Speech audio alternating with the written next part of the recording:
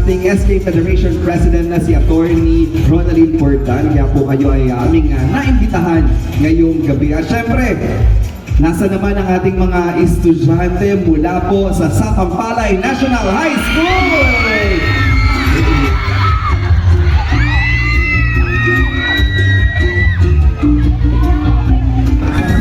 Salamat po sa inyong suporta.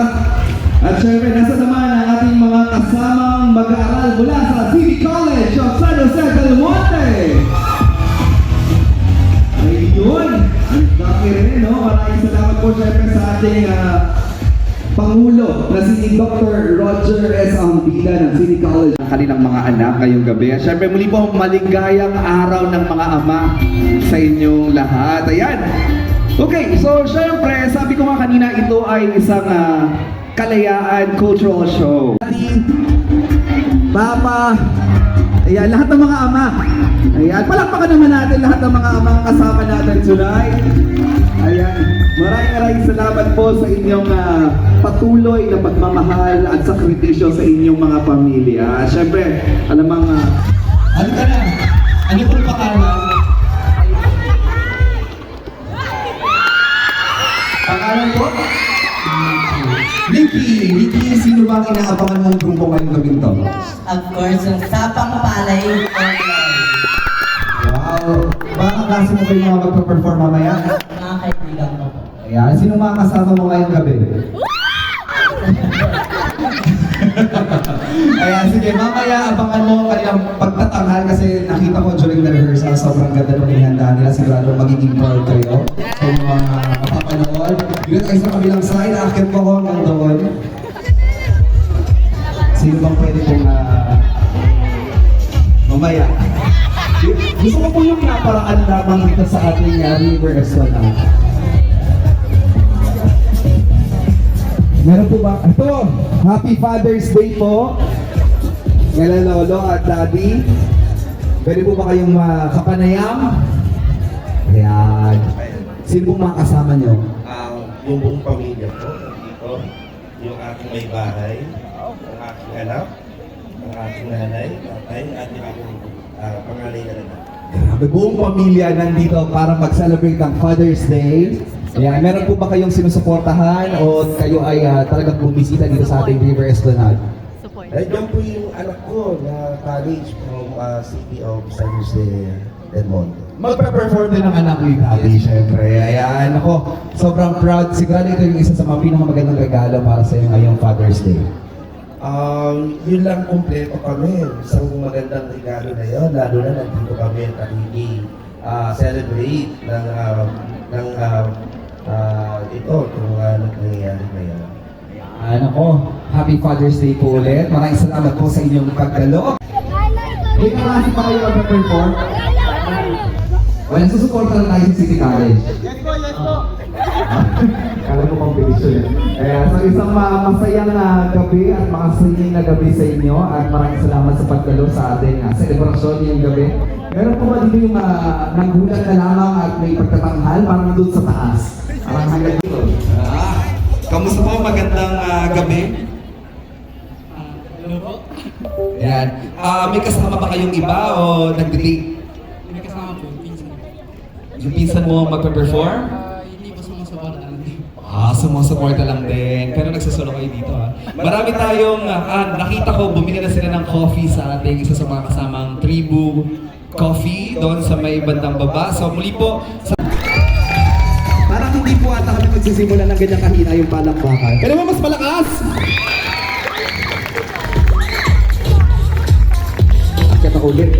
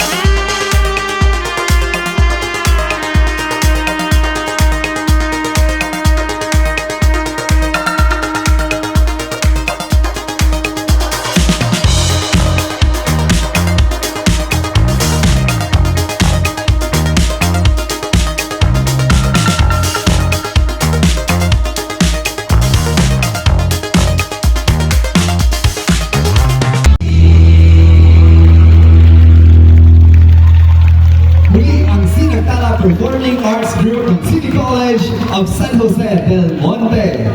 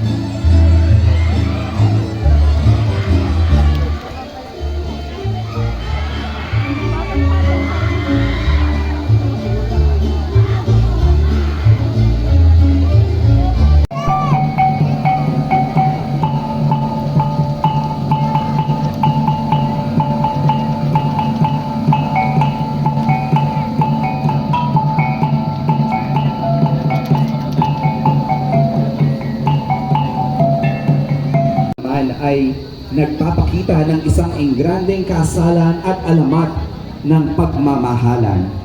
Ayon sa isang epiko ng Maranao, si Prinsesa Gandingan ay naligaw at nakulong sa kagubatan.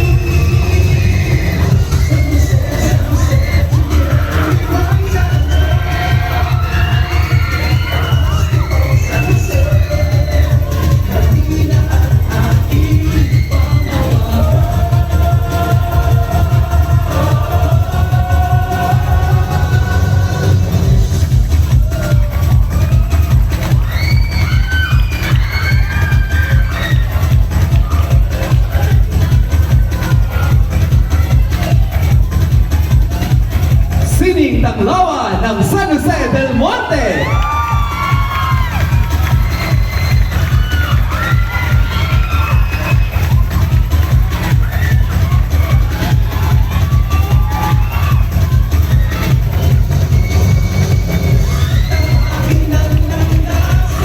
Sining Tanglawan, Rondalia.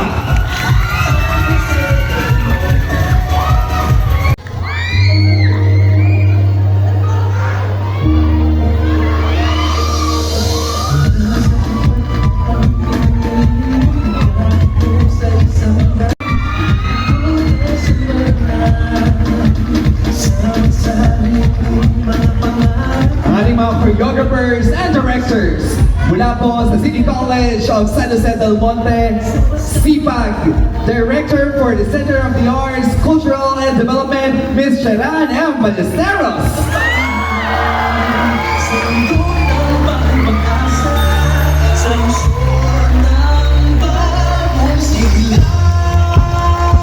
Senior Tala Choreographer, RJ Trinidad.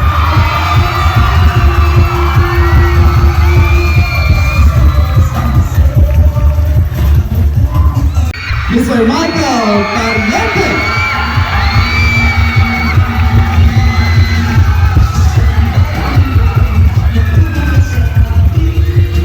Dance choreographer, Mr. Rolito de la Torre.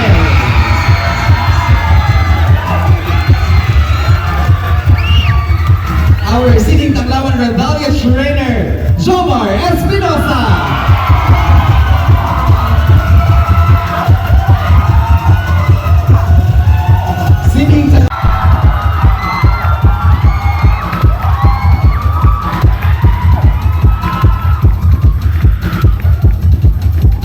The founder and artistic director of Singing Tanglawan ng San Jose del Monte and our program director, Direk Roberto P. Ramirez Jr.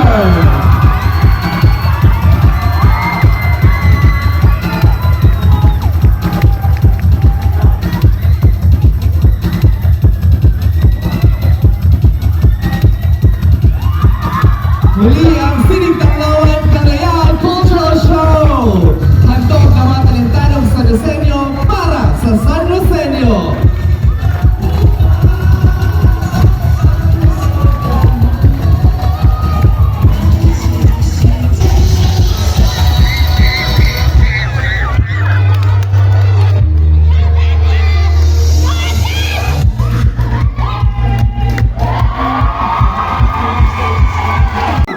Kalayaan, nagkakaisa tungo sa isang maliwanag na kinabukasan at may pagmamahal sa kasaysayan. Mahalin at pagyabungin ang sa ating sariling sining.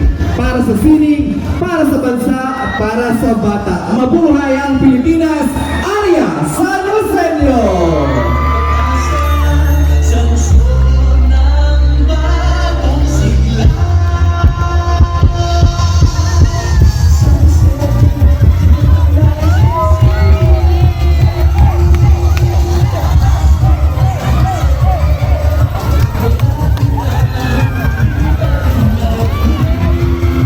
Sa panahon ngayon, napakahalaga na ang ating pong binibigyang pansin yung kulturang Pilipino.